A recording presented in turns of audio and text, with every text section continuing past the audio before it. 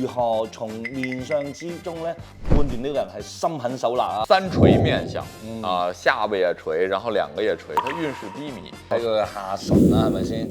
下唇比較厚，咪慾望會比較大咯。看相的一種說法呢，叫兩腮無肉，神仙難鬥嘛。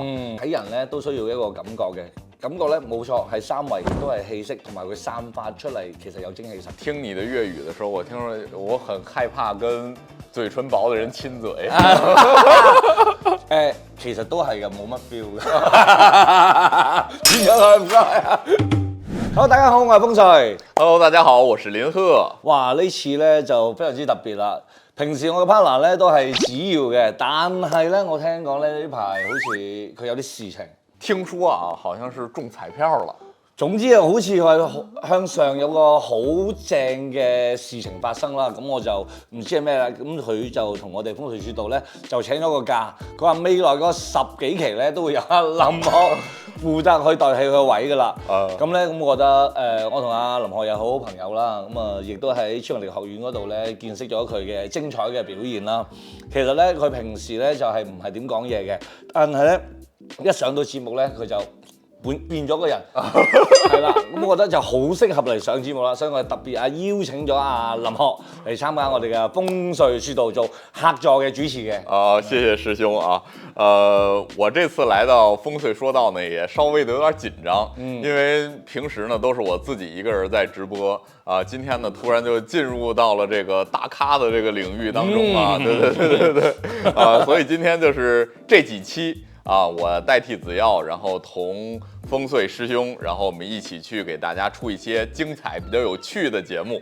好啦，既然林學嚟到呢個節目咧，就冇可能好似子耀咁嚟採訪我噶啦，咁我就攞咗啲嘢咧出嚟同阿林學玩嘅。可以。咁咧點解要攞呢啲嘢出嚟玩咧？喺我哋嘅 channel 裏邊咧，流量最大、點擊率最大就係我哋講面相。我以為我講啲深度嘅嘢好啦，或者係講下風水好啦。事實上咧，大家都中意睇面相。咁啦，今日咧我就希望咧通過一啲案例啊，係俾大家知道咧乜嘢人嘅面相咧係比較兇狠啲嘅。因為之前我哋講嘅面相啦，都係話點樣去發財啊，點樣有好嘅姻緣啊，又或者係點樣係可以食到軟飯啊。咁啊，你都有啲咁嘅特徵可以食到軟飯嘅。你聽唔聽得明？最後那句沒聽得懂。咁你當聽唔明就算啦。OK 啦。咁就唔緊要嘅。咁我哋就想話咧，呢個世界上咧充滿咗險惡充滿咗陷阱。好多人嘅面相咧，我哋好難話，即係一眼就知道佢係點樣嘅人。咁我哋今日咧就話攞出3個面相出嚟咧，我如何從面相之中咧判斷呢個人係心狠手辣啊，或者係自私自利啊，咁亦都可以令到我哋嘅觀眾咧，通過我哋嘅分析，我哋嘅判斷，佢可以揾到呢個即係身邊唔好嘅壞人出嚟。可以。那咱們現在開始咱們的遊戲吧。好啊，咁直接嚟啦，我哋事不宜遲啦，嚟呢張圖片嗱。個圖片上面咧有3個人咧，有其中一個係通緝犯嚟嘅。我想有請咧阿林學，你睇下邊一個咧係比較似係呢種面露兇光嘅，或者係自私自利嘅，又或者係慾望爆棚嘅通緝犯。慾望爆棚的，我覺得這個因為他的面色呀不太容易看。一般這個慾望爆棚的女的，這個眼底都是稍微有點紅或者有點黑的，對吧？但是這個呢，它沒有這個眼袋，沒有這個臥蠶，所以咱這不太好容易看。但是你要說這裡頭誰是目露凶光呢？我覺得中間的這個稍微的有一些，咱們都說叫眼露3白嘛。這個女的呢，中間這個黑眼人呢，非常的小，相對於其他2個，所以我覺得中間的這個呀是通緝犯。我覺得咧最右邊嗰個咧有機會係點解咧？佢係一個靚女啊！冇錯。靚女咧雖然有樣睇，但係咧我哋成日講女仔睇慾望啊嘛，慾望首先睇3樣嘢啦。第一個睇佢嘅下唇啦，係咪先？下唇比較厚，咪慾望會比較大咯。為咗自己嘅慾望會付出佢嘅行動啦。咁佢第二個咧就係個鼻比較大啦，係咪先？鼻亦都代表咗佢嘅情慾啦，佢嘅物慾啦，佢嘅野心啦。咁啊，第三個咧，我個人認為咧就係佢嘅眼睛啦。佢眼睛咧眼尾咧向上揚得好犀利，係咪先？呢種咧即係通緝犯咧，通常唔係話一定係好衰嗰啲嚟嘅，反而咧就係話，好受人哋歡迎，就喺呢啲人裏邊咧，佢想揾人哋嘅着數啊，最後你又揾唔到嘅時候咧，咁啊最後就用咗自己嘅一啲方法去害人。那麼咱們現在來揭曉一下答案。嚇咁快㗎啦！我哋第一 part 就嚟㗎啦，係咪啊？嚟揭曉。哎呀，其實呢，那兩個人都很像，只不過呢，就是我們的運氣稍微加一點，被我撞中了啊。其實咧睇相咧真係好難分別嘅，我覺得係有啲運氣嘅成分喺度嘅。點解咁樣講咧？因為咧冇面色，你啱先講嘅眼睛啦，或者膚色啦，佢都有代表嘅。同埋紋路我哋睇唔到，好多地方，譬如話眼尾嘅紋啊、鼻嘅紋啊，或者天庭嘅紋路啊，呢啲都好多嘅細節我哋未分析到。咁只不過係想講咧，就係話三位都係靚女啦，係咪先？只不過佢哋有啲叫做比較令到我哋嘅感覺上更加似嘅。有時候面上咧就唔單單只係離開分析，仲埋加埋我哋第一個感覺。其實呢，這個看相它應該是一個三維的東西，並非是一個二維的一個平面圖。係，而且他們的這個面相啊，它很多都是素描出來的，它是沒有氣色的。然後包括當時在香港啊，包括說原來在大陸啊，很多人他是沒有監控的。然後他只是說根據當事人的回憶，然後警方有這個素描的專業畫手啊，把這個人的相貌給還原出來。所以當時香港有很多看相的高手啊，也會出錯。哎，我覺得主要的原因也是這個。係啊，因為冇辦法真係面對面。我哋話咧睇人咧都需要一個感覺嘅。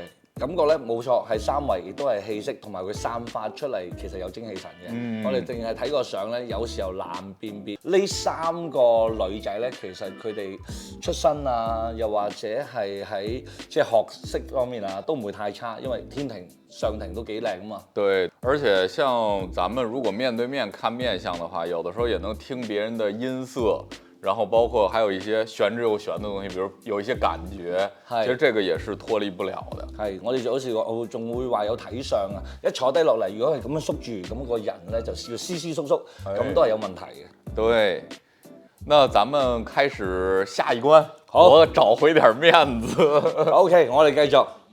呢三個咧就比起上一次就冇咁靚女咯喎，呢三個咧個面目咧都各有各嘅問題。其實我覺得呢，就是在這三張圖片裡啊，最右側的這個女的嫌疑最大。因為第一呢，你要看這幾個人啊，雖然中間的這個人啊，他是，左右臉是不協調的，但是呢，這幾個人的嘴啊，相對來說都是大一些的，但是唯獨最右邊的這個女的，她嘴如縮口啊，對吧？再有一個呢，她是。按我們北方話來說呢，叫吊眼梢，就是這個眼睛啊，它是這個樣子的，對啊，它有點眼睛是挑起來的丹鳳眼，而且像他的這個眼睛呢是眼中帶水。你看這兩個人，其中他都是，眼睛雖然不是很大，但是它是無神的，但這個裡頭呢，它是眼睛是水汪汪的，而且是屬於眉壓眼的這麼一個狀況。所以我覺得啊。這個女的應該是，有一些罪過的，而且通過算命佬的直覺呀，我覺得也是最右邊的。其實對於我嚟講嚇，第一眼真係正常人嚟分析都覺得係中間嗰個。點解咧？因為左右邊面唔對稱啦。我哋成日講啦，即係鼻又歪，嘴又歪，個人嘅心思就會歪咗啦，係啦。咁我哋睇翻第一個啦，第一個咧，其實我覺得個問題不大啊。點解咁樣講咧？你睇佢嘅三庭五眼啊，都比較正常。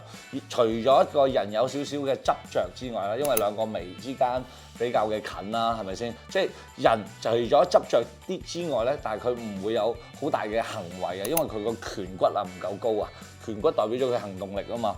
咁咧，但係去到中間呢一個咧，左邊面咧，我哋話係先天面嘅。屋企人咧對佢嘅要求高，或者係佢祖輩啊留嚟嘅福報咧都唔少嘅。其實左邊冇問題嘅，但係咧佢後天咧嗱高低微係咪啊？唔同咗，咁亦都代表咗呢個人嘅付出同埋收穫唔成為一個等比嘅。咁啊，第二個咧就係佢個眼睛咧，亦都係一大一細嘅嗱。左邊個眼大啲善良，右邊後天應該係受到一啲嘅刺激，又或者係受到一啲嘅侵犯，令到佢後天咧目光咧比較犀利咗。咁啊，再到咗佢個鼻啦，鼻係亦都係右邊鼻咧向上戚咗，左邊鼻係向上落咗。左邊鼻咧相對嚟講係樸實啲、無毒啲嘅。右邊鼻咧又進攻啲，嗱，尤其個嘴啦，睇翻個嘴啦，啱先講咗啦，就成個面係擠咗上去嘅，嘴歪代表咗心思歪，容易講大話，個人即係話諗就天下無敵，做就無能為力，似嗰個電影啦，周處除三害嗰個尊者係咪啊？係一無所有，冇咩係啦。天會呃你咩？地會呃你咩？只會人會呃你，所以咧，我覺得佢有啲嘅罪證應該話犯罪嘅方向詐騙，應該係錢財上面嘅詐騙。不應該是邪教嗎？亦都有可能。邪教也是屬於詐騙的一種。係啦，冇錯啦。那咱們選的這兩個照片啊，非常的極端。我選的這相對來說是這幾個照片裡頭最周正的，然後眼睛是往上走的，你找的是裡頭最歪七扭八的，眼睛是向下走的。係，那咱們現在來公布一下正確答案。好，3、2、1，開片。哎呀，我就說啊，這個照片真的給人的混淆真的太大了，它都是黑白的。哎，你說這個東西，還是缺乏經驗，還是缺乏經驗。冇錯，冇錯。我要找回一些場子啊，然後咱們趕緊開始下一個。來，這次我一定不會輸。好，嚟，你覺得呢個相呢，邊個最有嫌疑啊？我覺得這個裡面還是最右邊的。我覺得最右邊的這個人呢，他笑起來的感覺啊。我首先說第一直覺啊，我覺得這個人他肯定是不太對勁，因為你看啊，像中間的這個人呢，他雖然啊長得有點稍微的這個運勢有點低迷啊，係啦，我都覺得係，對，因為他是屬於三垂面相，下巴也垂，然後兩個也垂，他運勢低迷。而且他的眼睛也是向下垂的，但是越像這樣的人，他往往不會有什麼特別大的犯罪。然後最左邊的這個呢，他這個呢就很有混淆視聽的這麼一個點了，眉毛中間啊離得比較近啊，這個人的心思會比較小啊，可能會有點心思縝密。但是這個人呢，他也是一個貧困之相啊，因為我們北方的一個看相的一種說法呢，叫兩腮無肉，神仙難鬥嘛，對吧？因為都說什麼呢？就窮山惡水出刁民嘛。因為你看一些很多就是不太有錢的這種貧困的人呢，他都是顴骨是高的，但是他顴骨沒有通到額頭上。那這種的人，他通常來說就是會比較貧困。那所以這前兩個人做排除法啊，比較貧困了。那麼第三個人呢？他首先一笑，他是屬於歪嘴笑，對吧？而且又是剛才我說的眉壓眼的這麼一個狀況，所以我覺得第三個人他是很有可能出現這種犯罪的這麼一個動機的。係嘅，我非常之認可啊林河嘅，因為其實我相信家庭觀眾咧見到呢3張相咧，大家應該經過前2次嘅對比，大家都學到啲嘢。第三個真係眉壓眼啦，呢樣嘢就係心狠手辣啦，同埋個人咧就屈屈不得志啦，好多嘢有志難伸嘅時候，佢就會做一出即係想做一啲驚天動地嘅嘢啦。咁啊中間嗰個咧雖然叫做忠忠直直，終須乞食啊。嗱。講得冇錯嘅，福州嘴，我哋叫福州嘴啦，咁就代表個人咧，相對嚟講容易悲觀，容易消極，但係唔代表咗佢內耗就要外耗噶嘛。哎，係咪先對。咁啊，第二個咧就係話睇翻佢個兩個腮啊，就比較有力嘅，即係呢個人咧都相對嚟講比較孝順啲啦，對家庭觀念比較重啦。有時候去做嘢嘅時候，可能由於屋企嘅一啲牽連啊，佢唔會做出一啲太大嘅動作嘅。咁啊，第一個啦，叫勞動力勞動者啊，就係會比較辛苦啲嘅，即係見到喺國內啊，農民工時代啊，耕田啊，捕魚啊，好窮好鄉下嘅時候，都會見到大概係咁嘅相嚟嘅，因為呢啲叫做苦相。嗱，腮各字面啦，見到腮骨嘅人咧都係要辛苦啲嘅。咁啊，另外呢個顴骨突啦，咁我哋就話好多嘢都要自己一手一腳去做嘅。咁啊，睇嗰個耳仔啦嚇，耳仔嘅話咧就係我哋左邊嘅兩個啦，都可以即係要有少少兜風啦，我哋叫做可以聽得人哋講嘢啦。第三個咧，最右邊嗰個咧，嗰個耳骨啊。應該係突出嚟嘅，耳骨突出嚟叫做硬頸固執，自己認定咗嘅嘢幾個牛都拉唔到翻嚟嘅，所以我相信根據我哋之前嘅分析，再加埋呢個特點，你睇下又係左右邊面唔對稱㗎，呢個相。對。所以左右邊面唔對稱係好危險嘅，我睇下你先。係啊，你都算係中正咁。嗱，最後啦，我哋睇翻呢個嘴唇啦。我哋話咧，我同阿林學嘅嘴唇咧都相對嚟講都叫做正常，咁啊叫做重情重義嘅嘴唇厚嘅人。嗱，唔好話黑人啦，黑人全部都係咁嘅。我哋睇翻我哋嘅華人，嘴唇厚，上唇下唇代表咗情啦、慾啦同埋義氣嘅。咁咧見到我哋話呢個嘴唇啊、上唇下唇比較薄嘅人咧，牙尖嘴利，能言善辯，有理不饒人，同埋咧個情感啊或者義氣上面咧都比較薄弱啲嘅。咁啊，我自己其實好驚同啲嘴唇比較薄嘅人傾偈，因為永遠嗌交嗌唔贏佢。有冇遇到過啊？我剛才聽你的粵語的時候，我聽說我很害怕跟嘴唇薄的人親嘴。其實都係嘅，冇乜 feel 嘅。唔該啊！咁不如我哋事不宜遲，去睇下片啦。唉，啱啦！我哋終於一次即係認證咗呢個，即係通過我哋嘅感覺啦、我哋嘅經驗啦，同埋我哋啱先嘅分析啦，越嚟越深入啦，係啊。好，有冇第四幅圖？冇啦。哦，咁啊，導演話冇啦，咁我哋就想繼續玩嘅。如果大家覺得我哋呢一次嘅節目嘅效果或者係遊戲性地去輸出內容咧比較中意嘅話咧，大家都可以喺我哋嘅評論區度留言。整得我還挺緊張的。係啊，我這一上來先錯了唔係因為就跟我的超能力學院是一樣的。係，咁我覺得係嘅，因為一個新嘅環境嘛，呢個我係主場嚟噶嘛，肯定會影響到你嘅，你會慢慢適應噶啦。好啊。